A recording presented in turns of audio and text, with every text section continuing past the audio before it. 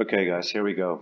Perfect skin out of your Sony in under 5 minutes. Now you would ideally want to have your Sony A7 configured to these profile settings. I think it only works with the A7 III, but these settings are going to get you the closest to the perfect skin in camera. And you also want to do a good white balance and obviously a good exposure. Now the only thing we have going for us in this image is good exposure. The white balance is off, and it didn't have these profile settings. So we're probably going to have to stretch this poor Sony 8-bit quite a bit, but let's see if we can pull it off under 4 minutes. So without much further ado, let's get cracking. Exposure, I'm not going to do too much. I might deal with these highlights here just to roll them off with the high soft. Let's see what happens.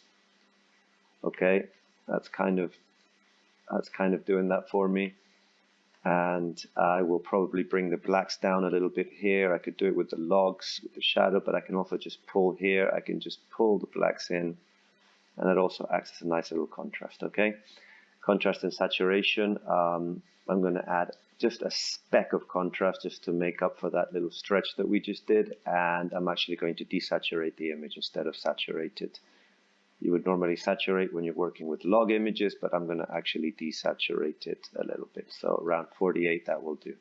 And I'm ready to qualify my skin. I don't have a white balance, but like always, I'm going to use the skin as my white balance, okay? So if I get the skin right on the vector scope, on the skin indicator, then everything else will follow. This one's definitely more magenta than this skin. So I'm going to pick the more magenta one, and I'm going to show you guys why in a second. We'll do it with both of them, and you can see that you have to make very small adjustments. Okay, so look at this. The image is completely crazy.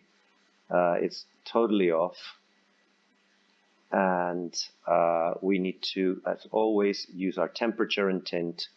So let's bring it back, and let's bring it back. You want to do a mixture of both of them. You don't want to do either or. And bring it back to around, let's say here. Let's bring the tint in to here. It's looking good. I'm going to double check now by getting rid of the mask, but I'm actually going to add a little bit more there, and there we go. Okay, so I'm pretty happy with that. If I look at my skin vector scope, I'm right on the money.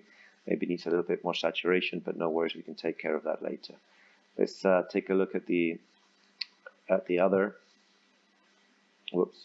Let's take a look at the other talent, and she's a lot less, and there you go. So she actually could do with a little bit of tint. So let's give her a little bit of tint, and let's dial up that temperature slightly. Okay, let's take a look at the other one, how we're doing with this one, and it's over here. There we go. And it's a little bit towards the red, and that's okay. I would rather it be towards the red than towards the magenta. So I'm pretty happy with this image for my skin. We've already got our perfect skin.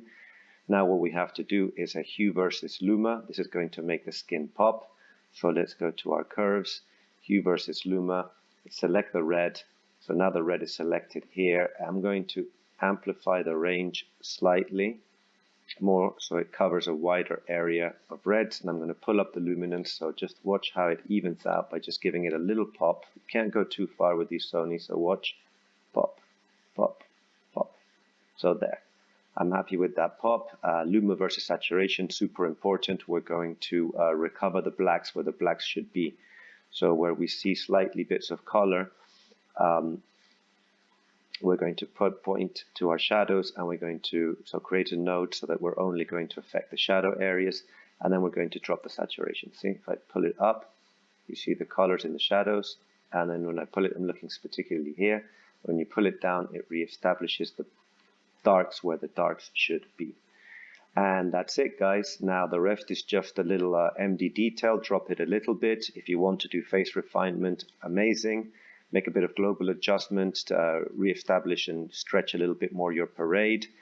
Do a little bit of sharpening and add film grain. Done, guys. Under 5 minutes. And you have your perfect skin. You have here before and after. Before and after. Okay? I'm not going to have time to do all of these. Let me just do a little bit of global adjustments here. I'm just going to try and stretch my image out back a little bit. I'm going to drop the shadow area a little bit. It's going to give me that little bit of contrast. There we go, that I need. I'm going to drop the blacks down and cinched right there. I'm looking at this area right here. And I think that's it. Let's make up contrast, and that's it. That would be my global adjustment before and after.